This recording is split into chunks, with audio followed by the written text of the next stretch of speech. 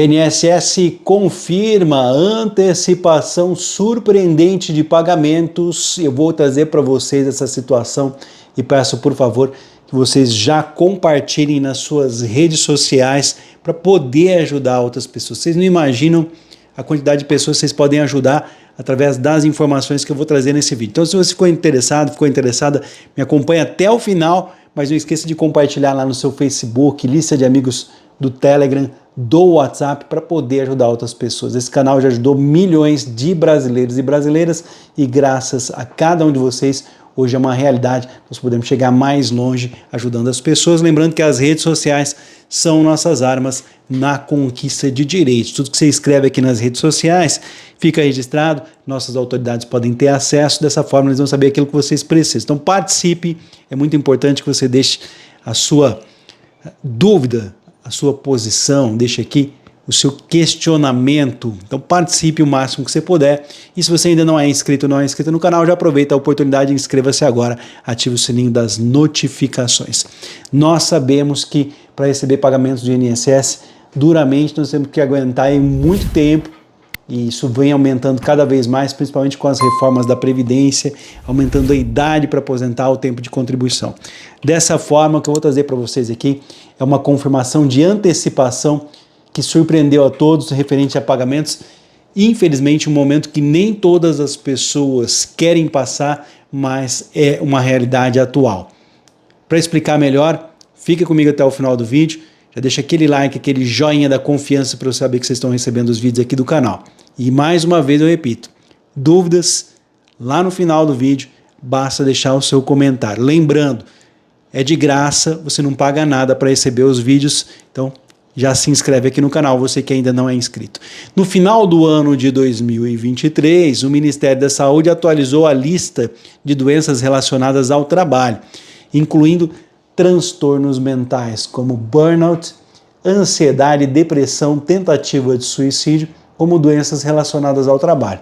A inclusão dessas enfermidades no rol da portaria que garante ao trabalhador a estabilidade de pelo menos um ano no emprego após a alta médica, né, se a causa da doença estiver vinculada ao trabalho. Então veja bem, a inclusão das doenças relacionadas a transtornos mentais na lista do INSS relacionado ao trabalho significa que se a pessoa recebeu um benefício por depressão, por exemplo, ela tem um ano de garantia de estabilidade, não pode ser mandada embora. Mas calma aí que tem mais, que eu tenho que trazer para você mais informações. O segurado pode ser afastado por qualquer doença que gere incapacidade ao trabalho, tá?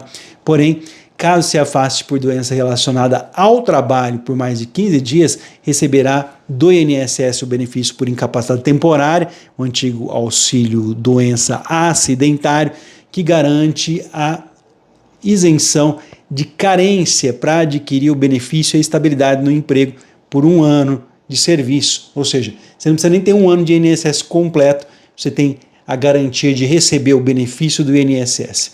Não podendo ser demitido sem justa causa nesse período, e mais, você passa a ter recolhimento do FGTS, Fundo de Garantia por Tempo de Serviço, pelo empregador, e a contagem do tempo de contribuição para a sua aposentadoria. Exatamente, o tempo que você fica afastado, acidentário, auxílio doença acidentário, ele vai entrar no seu tempo de contribuição para a aposentadoria. Além disso, além dessa série de vantagens, caso seja convertida em uma aposentadoria permanente, a antiga aposentadoria por invalidez, o cálculo é mais vantajoso.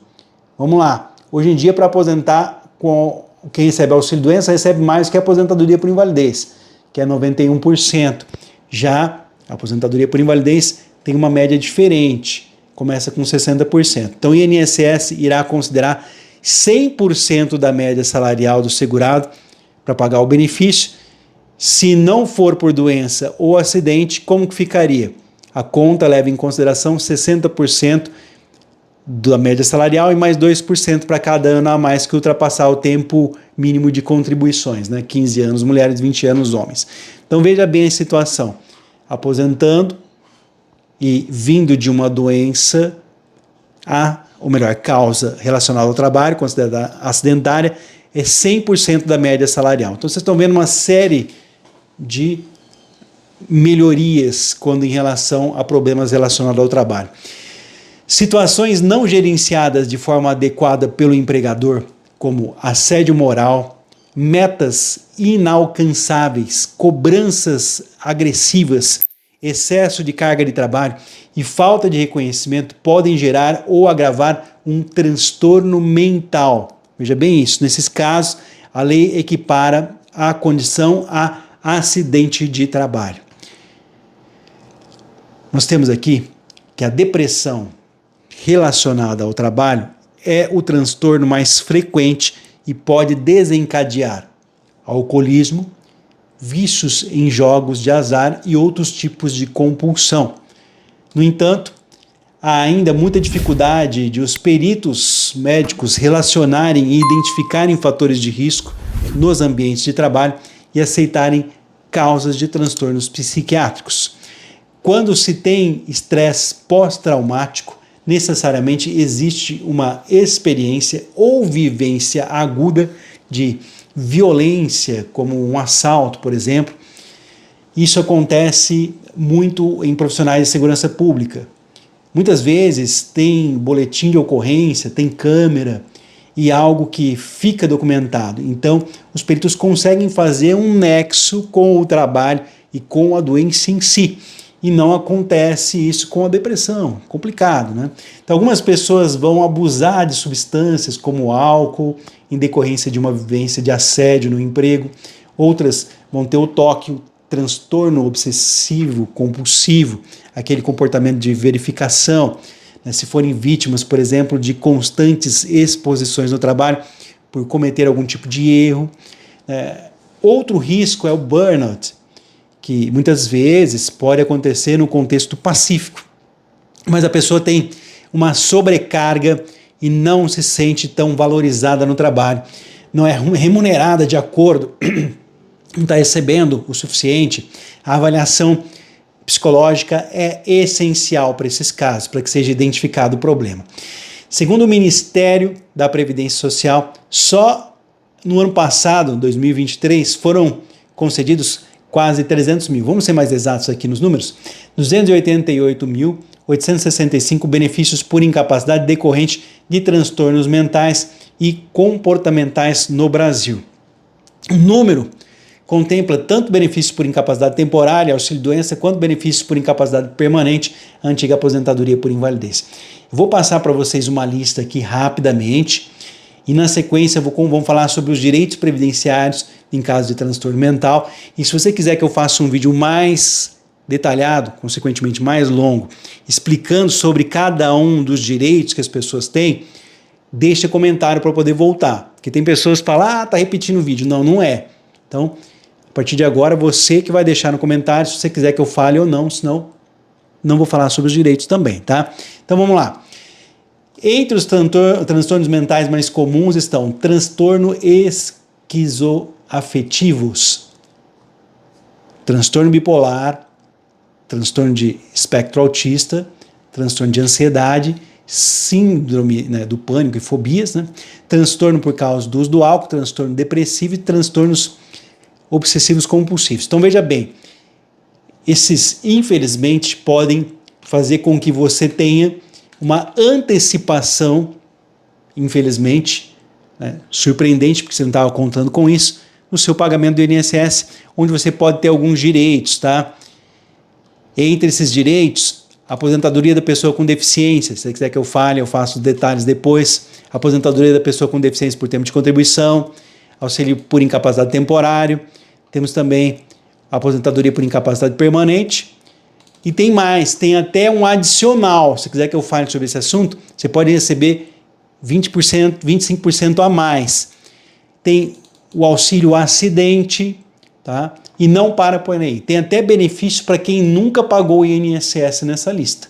Então, se você quiser que eu fale com mais detalhes, basta você deixar um comentário para eu poder voltar. Também tem pensão por morte, né?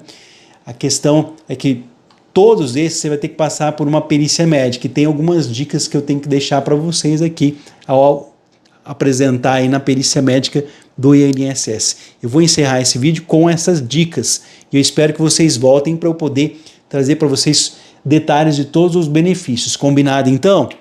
Vamos lá. Como comprovar o direito a um dos benefícios, requerer que terá essa antecipação do seu pagamento do INSS. No dia da perícia do INSS, o segurado deve ter em mãos ali documentos pessoais, a sua CNH, RG, CPF, certidão de nascimento ou casamento, comprovante de residência atualizado, a CTPS, a carteira de trabalho, contrato de trabalho, atestado médico ou laudo médico que comprove doença e que indique afastamento de trabalho. Esse documento deve ter a identificação do paciente, a CID, Classificação Internacional da Doença, data, assinatura, carimbo, CRM do médico. Exames que comprovem a incapacidade, receitas médicas, documento fornecido pelo empregador que informa o último dia trabalhado na empresa. Então, caso seja um acidente de trabalho ou doença ocupacional, ou seja, que venha do trabalho, o segurado deve ter em mãos a CAT, comunicado de acidente de trabalho, se for o caso, o boletim de ocorrência da polícia, se for o caso, relatório de acidente da CIPA, Comissão Interna de Prevenção de Acidente, para caso de acidente. O resultado da perícia fica disponível pelo meu INSS ou, se a resposta não tiver no site do INSS, em até 5 dias da realização da perícia, é preciso você entrar em contato pelo telefone de número 135 para pedir que seja realizado um acerto pós-perícia.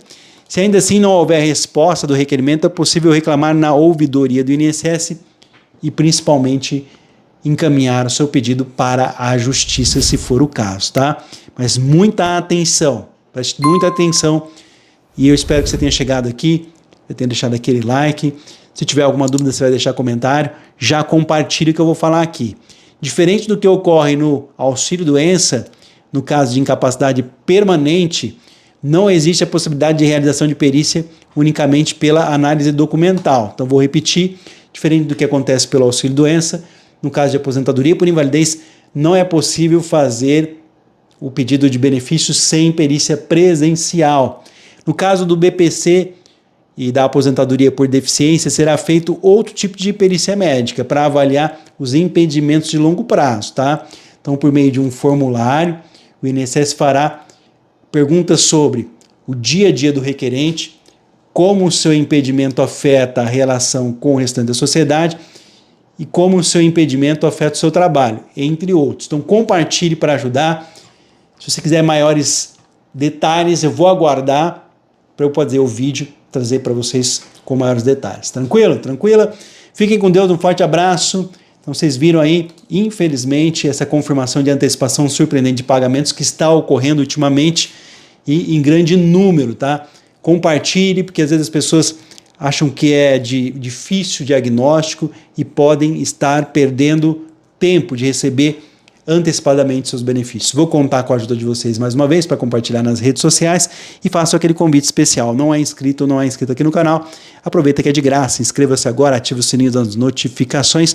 Daqui a pouquinho eu volto com mais um vídeo informativo.